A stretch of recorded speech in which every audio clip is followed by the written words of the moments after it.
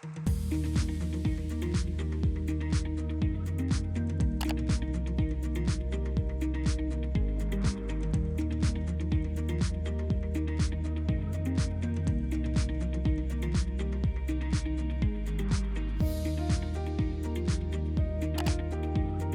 everyone, and welcome to Imagine Spotlights. We're here today on behalf of the ADA BT1 Collab to kick off this awesome interview series.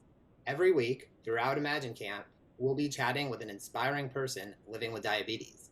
They're going to share their experiences and insights with you and help show us all what it means to live beyond our diagnoses and how important it is to get connected and find community with others affected by the disease, which is, after all, why we're all here and why all of you campers are here watching us. So, my name is Todd Boudreau. I have type 1 diabetes. I've lived with type 1 for over 20 years now. I know that's a long time. I was 13 years old when I was diagnosed, and I've used every type of diabetes tech. I started using syringes and vials. I've used insulin pumps. I've used CGMs. I've used, blood glucose meters. And so I've really seen it all in the 20 years I've had type 1 diabetes. And I don't think I would trade any of it. And I'm super excited with our interview guest here today. We're going to be talking with Tiana Cooks. And I think I'll just let her introduce herself. Tiana, how's it going? It's going great. Thank you so much for having me today. I'm so excited.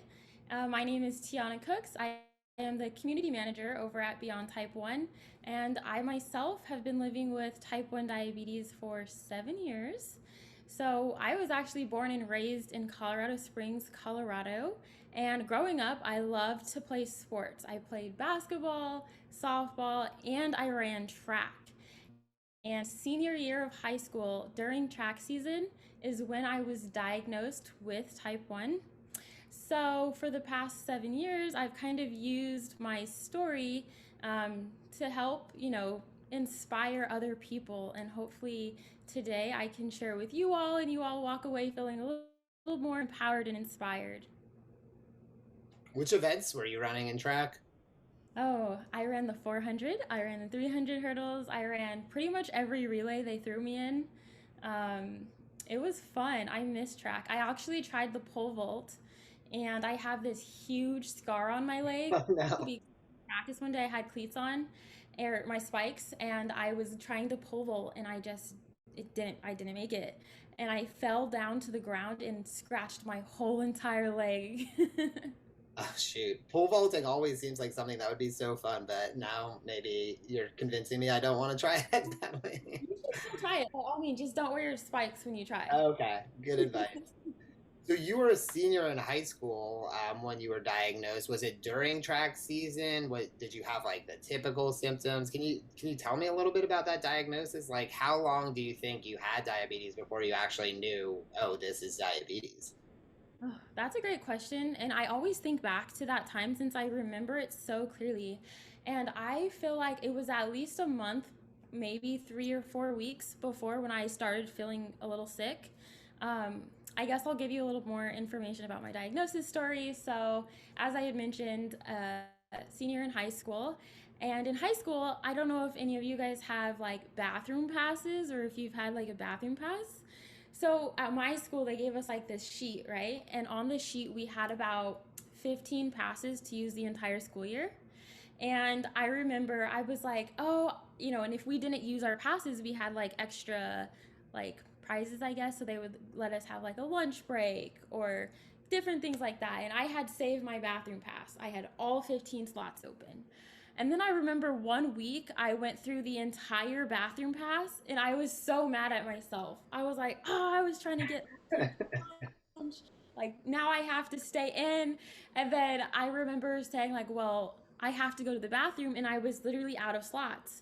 So my teacher was like, Tiana, are you okay? And I was like, that's a great question. Like, I wasn't feeling great. I was kind of like obviously using the restroom a lot. I was very thirsty. I was losing a lot of weight. And then I went to my track coach and I was like, Coach, I've lost like 10 pounds in the first 2 weeks of like the season. What is going on? And he was like, well, you probably just lost it because you've been running so much. And I was, of course, like, just been running a lot. And then I remember this is when it really like, hit me. I was like, okay, why is my vision blurry? I remember waking up one morning and I couldn't see.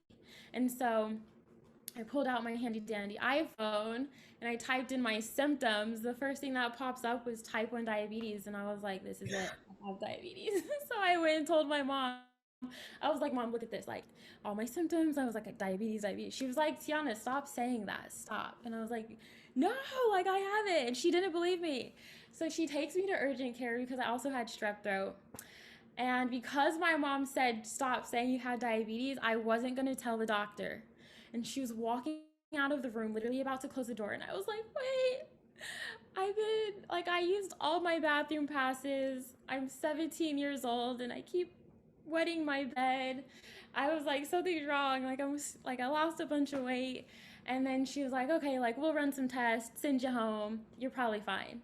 So she literally sent me home. And like 3 hours later, she called my mom and she was like, you have to take Tiana to the hospital right now. And so I went, and the rest is history. It was diabetes. Wow. It's so funny. I mean, your story is very different than mine, but also very similar. I think we all have similar experiences. I remember feeling so bad about having to try to go to the bathroom more than once during class. And my class was 45 minutes long, and I would go once and I'd be like, I can't even make it to the end of this class. But definitely we didn't have iPhones when I was diagnosed. I was on the other end of it with my mom, whose brother has diabetes, saying, Todd, I think you might have diabetes. And I was like, no way, Mom. I don't know what you're talking about. You're wrong about that. And sure enough, we went to the doctor and he's like, yes, you have diabetes. Um, I did want to ask you, I mean, and this kind of goes to what I was just talking about. I think I was really kind of shy about my diabetes at first, and I was secretive about it. I didn't want people to know. I think, that's fine too. However you feel comfortable, sharing your diabetes with whoever you want is how you should go about it. But I think you said something interesting there, which was that if you hadn't used all the bathroom passes, maybe you would get like a bonus or something. That seems kind of unfair. Do you know, like, did you ever feel like you were being punished kind of for having diabetes, the fact that you ended up using all of yours, or what do you think about that was the system in place? Well, that was before I knew I had diabetes. And so I honestly thought it was my fault. I was like, I don't know why I'm using the bathroom so much. And it made sense because I do think there were some kids that were like misusing the bathroom passes and just like going and going and going. And then they were like, okay, we need to figure something out. So that was the case for those kids. But then when I was diagnosed, they actually did just give me an unlimited bathroom pass. So I was allowed to go whenever I wanted to, and I wasn't getting punished at that point. But just because I was 3 months from graduating, I don't have too much experience in high school with diabetes, and so it was really cool that they were still able to like make accommodations for me. And I think if that's still going on and someone has diabetes and they know about it and they have bathroom like limits, I do think that's something that should be brought up because I don't think it's fair um, for us to Yeah, absolutely. We shouldn't be rewarding kids just yeah. because, and I do think if for anybody watching or if there are any parents watching at home, if you don't already have a 504 plan for a student with living with diabetes, it's a great thing to have. We have resources at Beyond Type 1. I'm sure ADA has resources, but a 504 plan will allow for, your child with diabetes to have medical accommodations in school. I know that you, pretty soon after your diagnosis, I think, got very involved with speaking about your type 1 and with being involved with the diabetes community. So I'd love to hear more just about that decision-making process. Did you ever doubt like whether or not you should be so public about it, or were you pretty sure from the start? How did you become kind of like instantly this diabetes online person? Yeah, I think growing up, I just want to make this disclaimer. I was a very shy kid in school. Oh, okay. Anytime we went to like parent teacher conferences, the teachers would be like, I wish all of my students are like Tiana. She doesn't talk. Like I would not talk for anything. Like when they like would call on me to read, I would be so nervous. But for some reason, like junior, senior year of high school, I just kind of broke out of that shell and I was starting to become more like I don't know, I was just more confident in myself a little bit. But then when I got diagnosed with diabetes, I was like, okay, I think this is a great time to use my story to help other people if I can, or to at least get connected to the community, because I feel like when we're talking to other people who kind of understand us and who get what we're going through, it makes it a little bit easier. And so I remember literally 2 weeks after being diagnosed, I go to my first event, diabetes related event, and I was like, this is really cool. Like, I can do something with this. And I know we have options in life, right? We can let things like really bring us down, or we can let them like motivate us and like fuel us. And as soon as I left that hospital, I was like, okay, I'm gonna let this like fuel me to like do something good with it. And so yeah, I ended up at my first event 2 weeks later. That same exact summer, I started helping plan diabetes camps, and the rest is history. I have been so involved in my community, and it has been so rewarding, like on the back end. And it's only been 7 years, and I really wouldn't change a thing about it. I would do it again, given the people that I've met. Like, I have been so inspired to inspire by these people. Like, I just can't even put it into words how just rewarding this whole experience has been so far.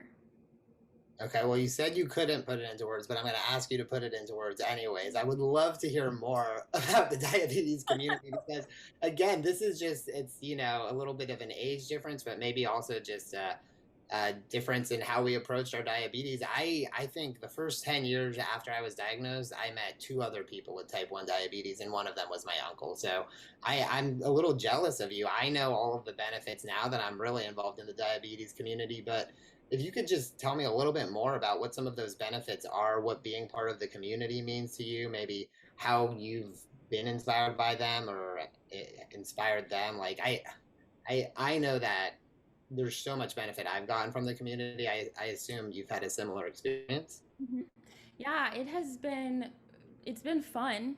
First off, it's Yeah. been fun because you know how it is like when you meet someone in the wild with diabetes and you're like, wait a second, is that an insulin pump? But you know it's an insulin pump and you're going to ask if it's an insulin pump anyways just to start the conversation. Yeah. And then when you get to talking to them, you're like, wow, this is like such a cool feeling because you are talking to someone who gets it. And I think that has really motivated me to talk to other people because like I said, like when I was in school, I'm telling you, Todd, like I was so shy. I did I don't not. believe that. I have such a hard time believing that knowing you No, now. honestly, like today, people would not believe it, but I'm not kidding. Like I was like very reserved, very like to myself, and so I know the feeling of like not feeling comfortable um, expressing yourself or even telling people things about you. I feel like if I had diabetes when I was in elementary school, maybe I wouldn't have been as confident sharing my story.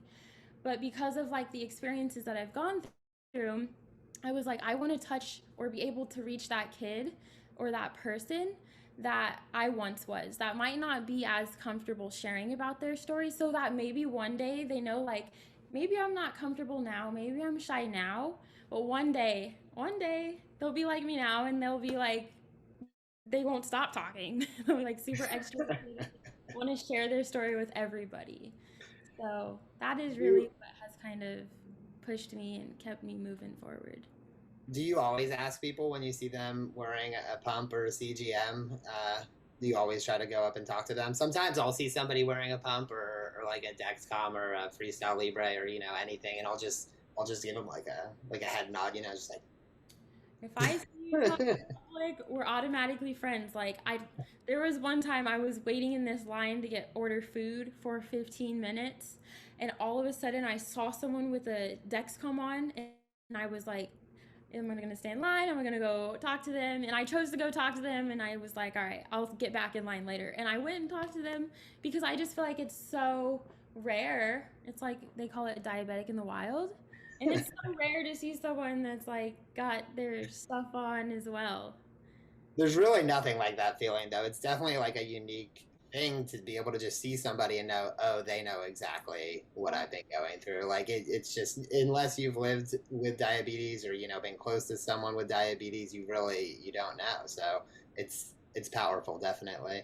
And I wanted to ask you. I know. Well, let's see. You're kind of like a big person in the diabetes online community. I know you've done a lot of volunteering for diabetes.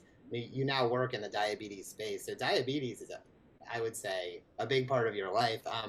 I don't want you to have to choose just one of the most, but I'm going to ask you to choose just one. So it doesn't have to be the most rewarding experience, but maybe just like one experience you remember where things just kind of clicked, or where you were like just so happy to have been able to, have diabetes or help somebody else with diabetes. Oh, there's way too many experiences. I'm not gonna lie to you. And kind of piggybacking off that last question, like I'll always wear my insulin pump on the outside so that people can see it, just because like you never know who might see you and be like, wow, like she's wearing her pump on the outside. Maybe I'll wear mine on the outside too. And yeah, so one of the coolest experiences that I've had out of the many was probably right before COVID happened. And I remember going to this diabetes event and I was speaking at it. And after I got done speaking to all of these people, and there was kids there, this little girl, I think she was probably like 7 or 8 at the time. Her name is Cami, and I think maybe she'll see this. But Cami, I love you so much. But she came up to me and she was like so excited to see me. And she was like, look, I have a pump on too. My hair is curly just like yours. And she was like naming all of these things that were so similar with us. And she's like, look at my Dexcom.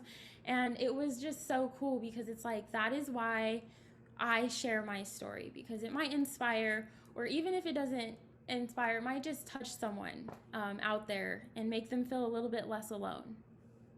Wow, that's incredible. And Cami, if you are watching, shout out to you. That's great. Um, so I also know that I think you're going to be soon competing, or you maybe have already started competing in the Miss Colorado USA pageant. And this isn't the first time I think that you've been in pageants, but you can correct me if I'm wrong. For those of I know what it is, but for other people watching who might not know as much about the pageant life, can you tell me a little bit, what is Miss Colorado USA, tell me about your experiences doing pageants in the past too. I'd love to hear about it. Yeah, so I started competing in pageants in 2013 was my first pageant. But pageants are really cool because I think a lot of people think of beauty pageants and they're like, oh, it's just like these people that go up on stage and they just walk across the stage in a dress and they're not very, bright, or they don't have just, I think there's a lot of stigmas when it comes to pageants. Sure. Like, that's kind of what I thought before I actually started competing in pageants. And then I was like, wow, like the quality of people that are competing in these pageants is just so high. Like everyone's very well rounded. We've all got visions and dreams and passions for our lives. And the cool thing about pageantry is that, yes, we do like evening gowns, we compete in swimsuit or active wear, but we also do an interview, and they really care about what you're passionate about. They care about how you're impacting your community. They care about how you care about other people. They care about just the well-roundedness of all of the people competing, and then they choose the person who they think will represent their state the best throughout that year. And I remember competing my very first time in 2013, which was also my senior year, out of my element. When I tell you, Was Tiana, it before or after you were diagnosed? right before. So I did my first pageant right before, and I was like, yeah, this is going to be the best year of my life. Like, I'm going to do everything that I never thought I would do. And I did it. And then I got diabetes, and I was like, yep, this is still going to be the best year of my life. And just that first pageant, I remember going in there and, like, I didn't really have a platform. I didn't really have much. It was just a cool experience that I wanted to try. And I actually took third runner up that year. And it was really cool. I was like, wow, like I've never done this before. I was never on like collars and tiaras. This was my first time doing anything like this, right? I'm stepping out of my element. I would have never worn a dress or heels like 3 years before that. So I did that, and then I got diabetes. And then the next year I was like, well, I'm going to just keep competing. And now I'm going to actually have a platform. And I want to inspire other people who live with diabetes and just let them know like, yo, you can do anything. You can literally walk across the stage with your pump on and your dex or your Dexcom or your whatever CGM you're using. You can walk across the stage with that on as well. Um, and so that's kind of what pageants are and how I got involved. I think today, if you were to ask me, okay, Tiana, like, what is your platform now? It has also evolved. I want to definitely advocate for people in the diabetes space, but more so, I think anyone, I think we know with diabetes, like we live with an invisible illness, right? So not a lot of people would know we had diabetes unless we told them or they like knew what an insulin pump was. Right. And I think there's so many people out there that might battle a chronic illness or a mental illness, or they may have gone through something very traumatic in their life, or they might have just had like a life experience that was kind of hard. And I think everyone has a story. And a part of my platform is to inspire them to be confident in that story. So, confident regardless of your past, confident regardless of your disability, confident regardless of whatever it is that you've gone through in life, or confident regardless of the room you walk into. Because I think we all provide so much value to this world, and we all are so special and unique. And so I just want to remind people that whatever it is that you're going through, just to be confident regardless of it, because it makes you you. Tiana, you just said something interesting, which was when you started to describe, participating in this pageant, that there's this kind of stigma or negative stereotype about people who do pageants. I think that, probably everybody watching can relate to that with diabetes. There's definitely a stigma out there with diabetes. I think a lot of people don't understand it. And so you have experience in this in more than one walk of life, but can you speak a little bit? Has that helped you fight stereotypes and stigmas in other ways, or how do you kind of battle like people's assumptions about living with diabetes? Yeah, I feel like it does tie in perfectly because, like you said, like people always stigmatize us with diabetes. They think that just because we've got diabetes, we can't eat certain things or we can't participate in certain things. And that is totally not true. And it shows, like in pageantry as well. People don't think that, we could do pageants because we have diabetes. People don't think that we can participate in different athletic events because of it. And I think one thing that I've learned after participating in whatever it is, whether that be track or softball or basketball or pageantry, there's always going to be people that have their own opinions, and sometimes those opinions will not be as nice. And that's okay because we just have to educate people about it. Like I said, before I started competing in pageantry, I also had stigmas about people who competed in pageants. Before I had diabetes, I didn't know what it was. And so until we continue to educate and until we learn about things, sometimes it's hard to not it's hard to know what you don't know, you know what I mean? And so the more we advocate and the more we continue to tell people and educate them about diabetes, I think the more that stigma is going to go away. And I would just want to say this, even if people at school say mean things about you because you have diabetes, you just have to know that you're special, and that you have to have that confidence. You have to be confident regardless of what people are saying about you, because you know that you're enough, and you know that regardless of what anybody says, you're capable of doing anything in this life just as good or even better than anybody else. So that's my little spiel. Well, thanks for coming to my TED Talk. That was wonderful. And I think it is just such an important thing to keep in mind is that not everybody who prejudges you or assumes people with diabetes can't do anything or trying to be mean, they really might just not know. So it's not your job to educate people, but if you want to kind of help battle those stigmas, tell them the truth. Tell them, no, I can eat that. I can play sports. I played football in high school, and I think just yeah, we've got a lot of work to do, but we've got great people on this call and great people watching from camp to be able to do that work. I bet you get asked this question a lot, and I'm sorry, but I just have to ask. Have you seen Miss Congeniality? And if so, how accurate is that to pageant lifestyle? Okay, Todd, I know a lot of people are gonna look like that at me right now, but I have not seen it. Oh, you haven't? You should watch it. It's a great movie. It did come out a while ago. I think it came out like 15, 20 years ago. But Sandra Bullock, has to go undercover in a pageant. I won't give away any more plot details, but incredible movie. Definitely suggest it to you and anybody else watching this interview right now. But um, I guess what happens if you win? Does that change things for you? It's great that you'll be able to use your platform just in the competition itself, but how does that change, if at all, were you to win this Colorado? Yeah, so I competed in 2019 and I took first runner up. And I love that you asked me this question because if you had asked me, then it may have been a different answer. But I think that our platform doesn't require a title. If I were to win, I think it would be an amazing experience, and I would definitely be able to, utilize it in a great way. But it doesn't mean that you need a crown to be yourself. You don't need a sash to have a platform or to inspire people in your community or to make an impact. Um, if I were to win, I would definitely cry. I've been, trying for this for quite some time now. And I come pretty close every time, but I just haven't snagged it yet. So it would just be really rewarding and it would be a great experience. But I think overall, I don't know that it would change much in regards to the things that I'm currently passionate about.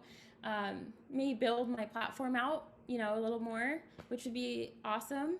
I might be able to touch more people, but overall, I think it would be a great experience. And I want to just inspire people at the end of the day, whatever that looks like, whether it's with Miss Colorado or without it. But I know I have a lot of people who are rooting for me, and I'm rooting for me this year, and I think I'm gonna do it. So let's just check back in August I 16th. know, I know we're all rooting for you at Beyond Type 1, and I know everybody at the ADA is rooting for you, and I'm sure everybody watching is now rooting for you too. So very exciting. When does that happen, actually? The pageant is August 14th and 15th, so it's coming up in just 2 months. I'm really excited.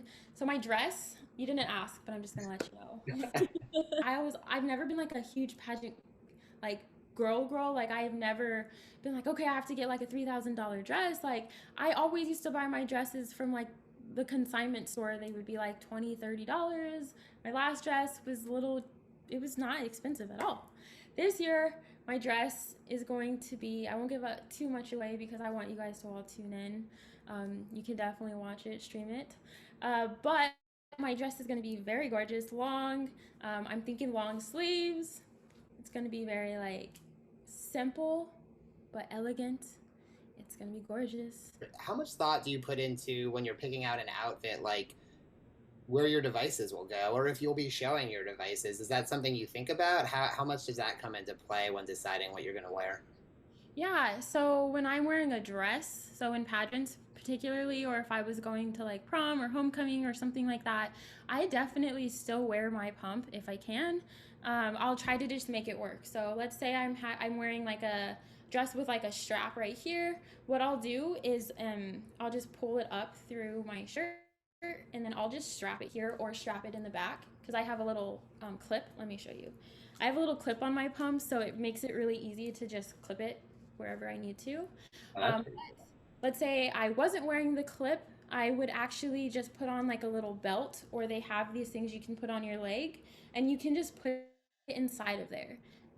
If I was wearing like a dress that was like tighter, I would definitely just try to attach it to here or the back of my dress. If it was a looser dress at the bottom, I could just, hook it here or put it inside of something. If I'm wearing skirts though, and sometimes I will do this in dresses as well, is I'll just wear like I don't know, spandex or like shorts underneath, and I will just clip it onto the shorts because it makes it really easy. The hard part though is like when you're going to the bathroom or when you need to bolus, like I'll just go and like bolus. That's the sure. one time I go to the bathroom. Otherwise, I always have it out. You can always catch me with my pump on. Uh, loud and So do proud. you not worry about that at all? Like when you're on stage in the pageant and everybody's looking at you, do you try to hide your pump? Do you keep it out? Do you not really even think about it? Not at all. I would never hide it just because I think I'm so grateful for it.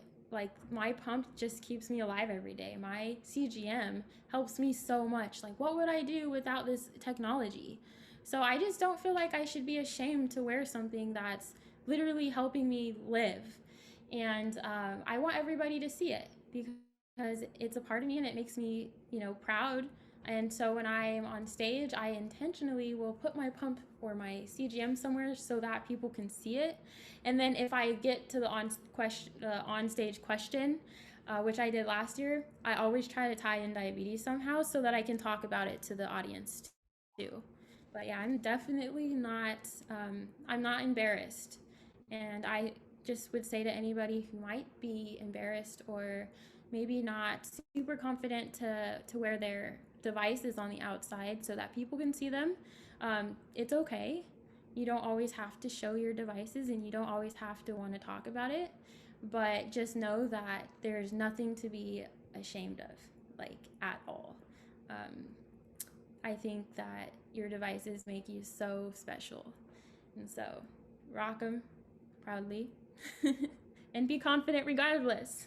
I want to ask you one last question before we wrap up, which is not everybody is going to be able to be in a pageant, but I think everybody can advocate for diabetes. So, what advice would you have for people, whether or not they want to do a pageant or they want to, be vocal online, or if they're really shy and maybe they don't want to be very public? Um, what advice do you have for people who do want to get involved and who do want to give back, to other people like me and you and everybody watching living with diabetes? I would say if you want to get involved, do what makes sense for you. So just because Tiana is very vocal about her diabetes and just because Tiana loves to talk to other people about it doesn't mean that you have to. If getting involved for you just means maybe telling people that you meet about the warning signs of diabetes, maybe that might look different for you. It might look like um, being vocal just in your community and not online. There's this huge conception that in order to be doing something, it's a misconception that in order to be making an impact, you have to be posting or talking about it. And that's totally not true. You can make an impact in your own way. Maybe you write cards to people at your local hospital. That's how I started. I actually volunteered at my local hospital. Maybe you just get involved with your community and it's not online. There's probably support groups going on in your community, and we have an app called our Beyond Type 1 app, shameless plug. And that community is just a great way to meet other people with type 1 and help them out. If they have a question and you're like, oh, I know the answer to that because I've experienced it, why don't you go up there and just talk to them there? There is just so many ways to get involved, and it doesn't look like competing in a beauty pageant all the time. It doesn't. Or it doesn't look like having a platform online. I actually helped set up support groups in my community, and those were super fun. So sometimes there would be 5 people, other times there would be 50 people at the support groups, and it's just cool to, like I said, build that community and that network. Awesome. I think that's all great advice. Definitely, if you need more advice or more resources, you can go to Beyond Type 1's website. You can go to ADA's website, who are putting on this wonderful camp right now. And yeah, we want to thank all of you. I hope you're having an incredible time at Imagine Camp. Stay tuned for more of these Imagine Spotlights. We're going to be here every week, and this is being brought to you by the ADA and Beyond Type 1 Collab. So Tiana, thanks again. This is wonderful. Good luck. And yeah, I'm sure I'll talk to you soon. Thanks for having me. Yep. Bye. Bye.